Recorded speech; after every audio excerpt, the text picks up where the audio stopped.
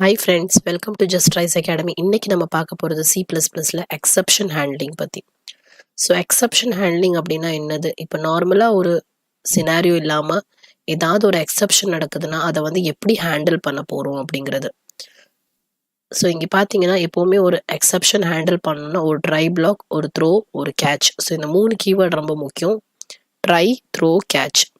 So ஒரு விஷயத்த நம்ம ட்ரை பண்ணுவோம். அதில் வந்து எக்ஸப்ஷன் ஆச்சு அப்படின்னா எக்ஸப்ஷன் ஆப்ஜெக்டை த்ரோ பண்ணுவோம். ஸோ அது எந்த இடத்துல வந்து கேட்ச் பண்ணணுமோ அங்கே கேட்ச் பண்ணுவோம். ஸோ இதுதான் எக்ஸப்ஷன் ஹேண்ட்லர்.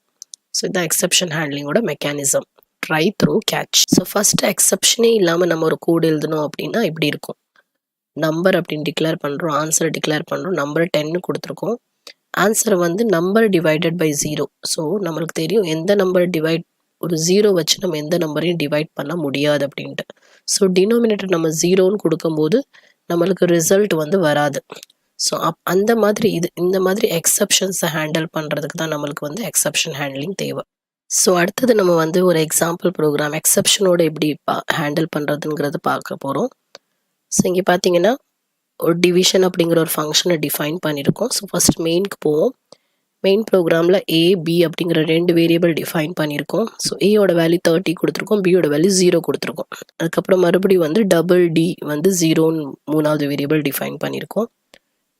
ஸோ ஃபஸ்ட்டு நம்ம வந்து ட்ரை பண்ணுறோம். என்ன ட்ரை பண்ணுறோன்னா D is equal to division of A comma B. So 0 டியோட வேல்யூ கொடுத்துருக்கோம். So A comma B. So இதை வந்து டிவைட் பண்ணுறோம். So 30 divided by 0. ஸோ இதை டிவைட் பண்ணும்போது நம்மளுக்கு என்னென்னா டியோட வேல்யூ அப்படியே பிரிண்ட் ஆகணும். ஸோ இப்போ நம்ம இந்த இடத்துல வந்து 0 பாஸ் பண்ணியிருக்கோம். ஸோ என்ன ஆகும்னா இந்த ஃபங்க்ஷனை கால் ஆகும். டிவிஷன் ஆஃப் ஏ கமா பிங்கிறப்போ இந்த ஃபங்க்ஷன் கால் ஆகும்.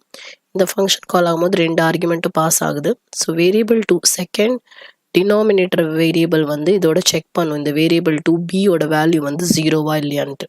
அப்படி 0வா இருந்துச்சுன்னா டிவிஷன் பை 0ங்கிற எக்ஸப்ஷன் த்ரோ பண்ணும்.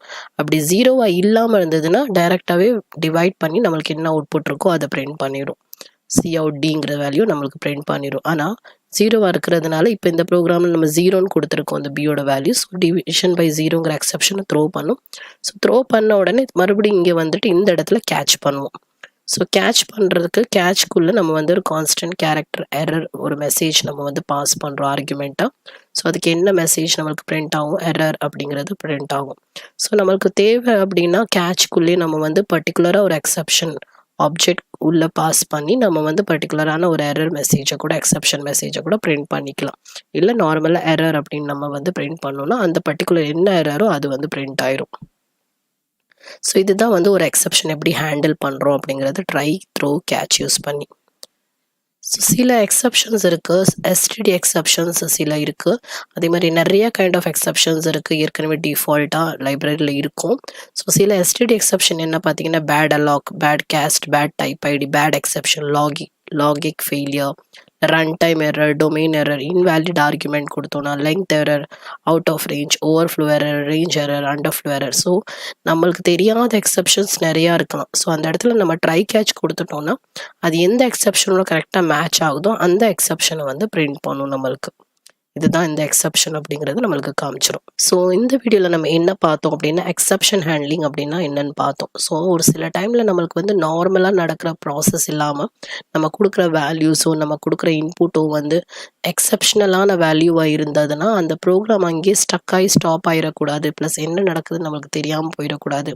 ஸோ அதை வந்து எப்படி ஹேண்டில் பண்ணி அதை விட்டு வெளியே வந்து மறுபடியும் வந்து அதோட கரெக்டான அவுட்புட் நம்மளுக்கு வரணும் அப்படிங்கிறதுக்காக நம்ம எக்ஸப்ஷன் ஹேண்ட்லிங் எப்படி பண்ணுறோங்கிறத பார்த்தோம்.